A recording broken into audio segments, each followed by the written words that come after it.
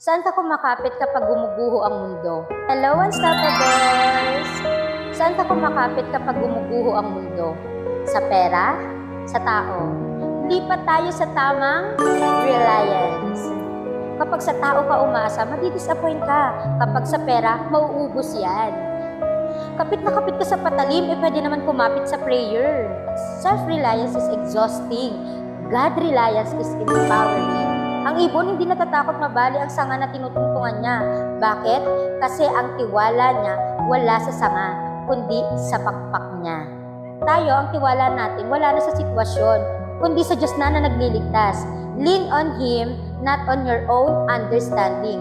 Proverbs chapter 3 verse 5 says, "Trust in the Lord with all your heart and lean not on your own understanding." Full weight kay Lord, kaya kanyang saluhin. Lean on the rock. Shift your reliance to Him.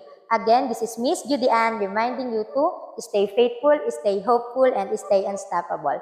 To God be the glory. Bye!